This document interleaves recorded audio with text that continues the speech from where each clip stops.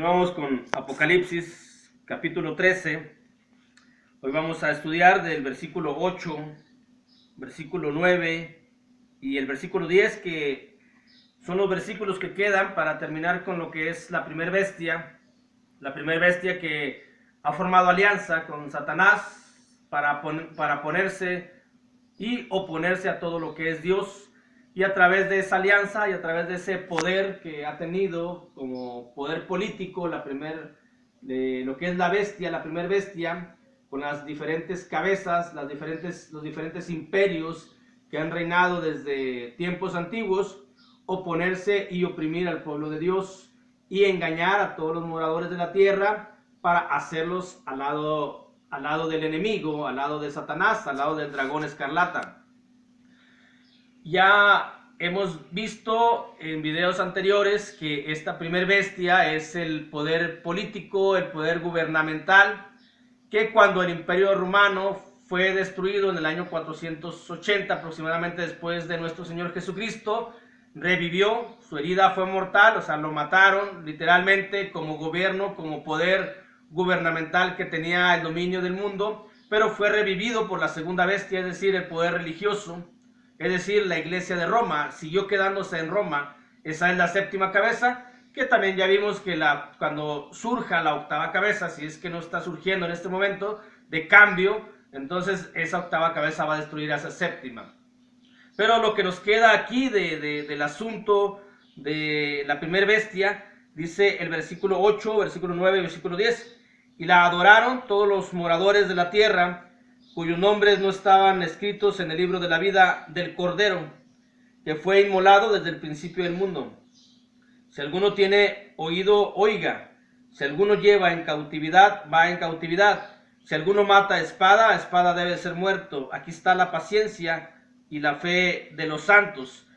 La adoraron los moradores, dice la Escritura, adoraron los moradores de la tierra, es decir, todos aquellos que de alguna forma han estado fuera de lo que es la verdad de la palabra de Dios, que se han hecho, ya hablando prácticamente de la segunda bestia, porque la séptima cabeza, porque la sexta pues fue destruida, y la séptima cabeza tomó el control y empezó a gobernar el mundo a través del sistema religioso fundado en Roma u originado en Roma, porque tenía el control también de los gobiernos. Hoy ya lo ha perdido por completo, pero en ese tiempo tenía el control de los gobiernos. Y todos aquellos que estaban o que siguen estando con esa séptima cabeza, con ese grupo religioso, son los que han adorado a todo ello, y que porque han adorado a la séptima cabeza o a la primera bestia, sus nombres no están escritos en el libro de la vida. Por consiguiente, esto es lo que menciona la Escritura. Y la adoraron todos los moradores de la tierra cuyos nombres no estaban escritos en el libro de la vida. Este libro de la vida, lo que nos dice la Escritura es de que es del Cordero. Y la adoraron todos los moradores de la tierra cuyos nombres no estaban escritos en el libro de la vida del Cordero. El libro de la vida pertenece al Cordero, pertenece a Jesús. Y obviamente ese sistema religioso está en contra de todo lo que es Jesús, porque Jesús es el único mediador, es el único intercesor, es el único redentor, es el único que puede dar salvación a través de sus sacrificios solamente. No hay otra manera de salvación, no hay otra manera de perdón de pecados, solamente por la sangre preciosa del Cordero inmolado, del Cordero que fue asesinado por el ser humano. A través de esa sangre preciosa se encuentra la salvación. No hay ningún medio más aparte de lo que es el Cordero. Solamente el Cordero es el que da la sanación, la salvación, la sanación del alma, la salvación, el perdón de pecados, la entrada al cielo como parte de la vida eterna. Y el sistema religioso de Roma tiene intercesores, intermediarios, tienen gente que ponen aquí en la tierra como si fuese el mismo Señor Jesucristo, como representante de Jesucristo. Jesús no tiene representantes. Todos ellos que adoran a ese sistema son los que no están sus nombres escritos en el libro de la vida y por consiguiente no tendrán la salvación, porque ese libro le pertenece al Cordero, de acuerdo a lo que menciona la Escritura. No están escritos en el libro de la vida del Cordero. También en la carta a los Filipenses, capítulo 4, versículo 3, dice la Escritura: asimismo te ruego también a ti, compañero fiel, que ayudes a estas que combatieron juntamente conmigo en el Evangelio, con Clemente también y los demás colaboradores míos cuyos nombres están en el libro de la vida. Todo aquel cristiano que siga a Jesucristo y que se apegue a la palabra de Dios completamente, siendo parte de la iglesia de Cristo, su nombre estará en el libro de la vida. Y si no, pues entonces no tendrán parte o no tendrán derecho a tener o a gozar la vida eterna. Y luego dice: desde el principio del mundo. Esto es porque el propósito de Dios, el propósito de la redención, de la salvación, fue formulado, fue fundamentado desde antes de la fundación del mundo. El ser humano no cambió el plan de Dios. Hay algunos que sugieren o que dicen o que enseñan de que a través del pecado de Adán y de Eva cambió el plan de Dios. El plan de Dios no ha cambiado. Dios sabía todo lo que iba a pasar con su creación. Es por ello que dispuso que el Cordero fuese inmolado desde antes de la fundación del mundo, porque ya sabía Dios lo que iba a pasar. El Cordero estaba preparado para ello. Dice la Escritura ahí en la primera carta de Pedro, capítulo 1, versículos 19 y 20. Sino con la sangre preciosa de Cristo, como de un cordero sin mancha y sin contaminación, ya destinado desde antes de la fundación del mundo, pero manifestado en los postreros tiempos por amor de vosotros. El Cordero estaba inmolado desde antes de la fundación del mundo. Los nombres están escritos desde antes de la fundación del mundo. ¿Qué significan? Significa lo que dice en Efesios capítulo 1, versículo 4, versículo 3 y versículo 4. Bendito sea el Dios y Padre de nuestro Señor Jesucristo, que nos bendijo con toda bendición espiritual en los lugares celestiales en Cristo, según nos escogió en Él antes de la fundación del mundo, para que fuésemos santos y sin mancha delante de Él. Según nos escogió en Él. Todos los nombres que están escritos es porque están dentro de Jesús, que es el que tiene el dueño del libro de la vida. Desde antes de la fundación del mundo ya estaba dicho. El plan es de que todos los que siguiesen a Jesús iban a tener sus nombres escritos en el libro de la vida que le pertenece al Cordero. Aquellos que sigan una corriente del mundo, aquellos que sigan enseñanza del mundo, aquellos que sigan que por tal o cual mujer o tal o cual santo o tal o cual virgen pueden tener la salvación, sus nombres no están escritos en el libro de la vida, porque Dios los escogió en Jesucristo, por Jesucristo, para que sus nombres estén escritos en el libro de la vida. Tienes que tener a Jesús, y para que tengas a Jesús solamente es a través del bautismo. Entonces recibes a nuestro Señor Jesucristo y con ello puedes poner tu nombre en el libro de la vida que le pertenece al Cordero. Solamente Él, en Él y por Él es que se puede tener la salvación, porque ya está formulado desde un principio, desde antes de la fundación del mundo, que aquellos que estén en Él, Dios escogió a todos los que estén dentro de Jesucristo, de acuerdo a lo que dice la carta de Pablo a los Efesios. Dice el versículo 9, si alguno tiene oído, oiga. Esta es una expresión muy característica de nuestro Señor Jesucristo. Allá en el Evangelio de Mateo, capítulo 11, versículo 15, dice lo mismo. El que tiene oídos para oír, oiga. Esto es como cuando uno menciona, ahora bien, fíjate bien lo que te voy a decir, ahora pon atención a esto que sigue, ahora escucha bien esto que sigue quiero que tú lo entiendas bien. Por eso dice la Escritura, el que tiene oído, oiga. Es una advertencia de lo que viene, de lo que es el versículo 10. Es una advertencia, de acuerdo a lo que dice el versículo 10, de que la iglesia o el cristiano no debe de pagar mal por mal. Dice ahí en Romanos, capítulo 12, Romanos, capítulo 12, versículo 17. No paguéis a nadie mal por mal, procurad lo bueno delante de todos los hombres. Esta es una advertencia, de acuerdo a lo que menciona el versículo 10. Digo, el versículo 10. Si alguno lleva en cautividad, va en cautividad. Si alguno mata a espada debe de ser muerto. Aquí está la paciencia y la fe de los santos. Esto es de que el cristiano tiene que obedecer a el gobierno, debe de obedecer al gobierno, ya lo hemos dicho, en lo social, en lo civil. Obviamente en lo espiritual no. Lo espiritual porque la iglesia es una institución divina el único que puede cerrar la iglesia es Dios, porque a Él le pertenece Jesucristo, que a Él le pertenece la iglesia. El gobierno puede cerrar edificios, pero no puede cerrar la iglesia. Una cosa es cerrar edificios, otra cosa es cerrar la iglesia. Pero el cristiano tiene la obligación, de acuerdo a la escritura, de obedecer, de ser sumiso a las decisiones gubernamentales.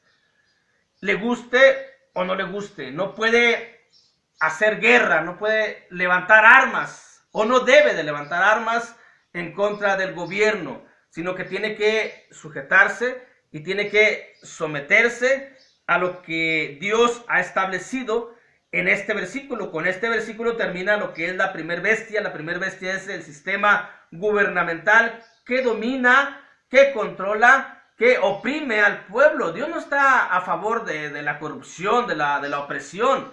En eso no está de acuerdo Dios, pero nos ha mandado a los cristianos a que seamos obedientes, a que seamos sumisos a las decisiones en cuanto a lo civil y en cuanto a lo social. Al fin de cuentas, algún día también ellos van a ser juzgados.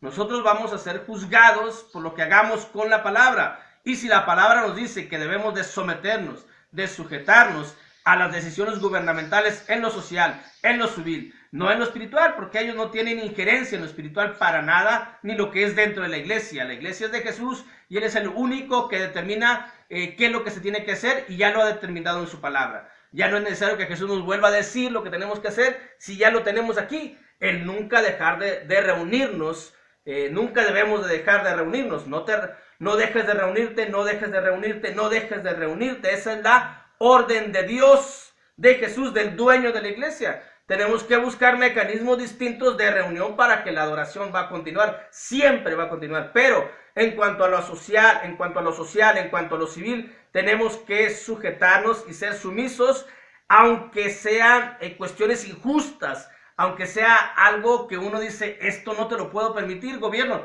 Tiene uno que someterse a ello, porque dice la escritura, si alguno mata a espada debe ser muerto. Allá en el Evangelio de Mateo, cuando Jesucristo fue apresado de una manera injusta, dijo prácticamente las mismas palabras. En el Evangelio de Mateo, capítulo 26, versículo 51 y 52, pero uno de los que estaban con Jesús, extendiendo la mano, sacó su espada e hiriendo a un siervo del sumo sacerdote le quitó la oreja. Entonces Jesús le dio, vuelve tu espada a tu lugar, porque todos los que tomen espada, a espada perecerán. Y es la misma indicación que nos menciona aquí. Jesús se sujetó a esa decisión gubernamental, como ya lo hemos dicho, y la indicación es de que también nosotros debemos de sujetarnos, debemos de someternos. La defensa de un cristiano no está a través de las armas físicas. La defensa de un cristiano está a través de las armas espirituales. Con ello nos vamos a defender en un sentido espiritual. Dios nos defiende a través de lo espiritual, porque Dios es espíritu. Dios no nos defiende a través de lo material, de lo físico. Dice Zacarías capítulo 4, versículo 6.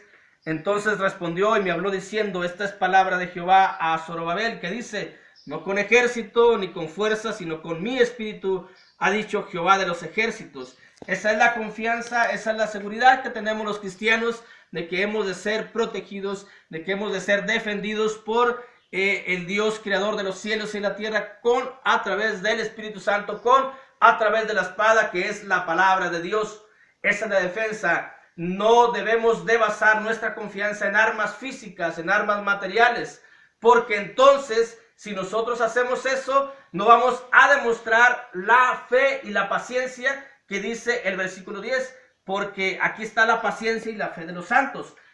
El enemigo, a través del gobierno, puede ganar una batalla, puede ganar 2 batallas, 3, pero nunca ganará la guerra. La guerra la tenemos ganada los cristianos. ¿Cómo la tenemos ganada? A través de someternos a las decisiones. Pareciera algo paradójico, pero no lo es. Si nosotros nos sometemos, si Jesús no se hubiese sometido, no se hubiese sujetado a la decisión gubernamental de apresarlo y de ser muerto de manera injusta, entonces no hubiese venido la salvación. Nosotros ganamos la guerra en general, cuando nos sometemos y cuando nos sujetamos a las decisiones gubernamentales, sin que tengan inferencia o que no tengan injerencia dentro de lo espiritual, obviamente. A través de eso estamos ganando la guerra. Ellos podrán ganar una batalla, pero nosotros vamos a ganar la guerra. De esa manera, al someternos y al sujetarnos, a ser sumisos a las decisiones, estamos demostrando nuestra fe y estamos demostrando la paciencia que dice aquí el versículo 10. Aquí está la paciencia y la fe de los santos. Solamente a través de una situación adversa, ante una decisión totalmente injusta de un gobierno, vamos a demostrar si tenemos fe y vamos a demostrar si tenemos paciencia. Porque en Hebreos capítulo 11, versículo 6, nos dice la palabra de Dios: pero sin fe es imposible agradar a Dios, porque es necesario que el que se acerca a Dios crea que le hay y que es galardonador de los que le buscan. ¿Cómo vamos a demostrar la fe si no nos ponemos en una situación adversa a nuestra comunidad, adversa a nuestro pensamiento, adversa a nuestra justicia? Nosotros conocemos la justicia y tal vez nos vamos a encontrar con un acto totalmente injusto que se nos haga a nosotros. Ahí es donde vamos a demostrar la fe. Ahí es donde está la fe y la paciencia de los santos. Dice Hebreos capítulo 10, versículo 36. Porque os es necesaria la paciencia para que, habiendo hecho la voluntad de Dios, obtengáis la promesa.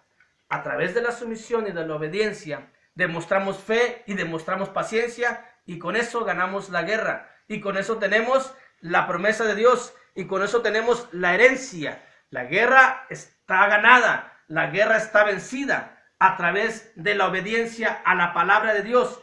Y si Dios nos dice que debemos obedecer a las autoridades y de soportar las injusticias, la opresión y de soportar todo lo que se está maquinando a partir de este momento, de este día, de un nuevo cambio de vida, de un nuevo cambio de pensamientos, de un nuevo cambio de costumbres, que es lo que están haciendo los gobiernos hoy en día, debemos de adaptarnos, debemos de sujetarnos y debemos seguir ese estilo de vida que el gobierno está poniendo en cuanto a lo social y en cuanto a lo civil. Porque nuestro estilo de vida, aunque cambie el mundo, la vida espiritual no cambia jamás. Siempre seremos seres espirituales obedientes a la palabra de Dios, y como obedientes a la palabra de Dios no tomemos armas físicas, sino tomemos armas espirituales. Dios les bendiga.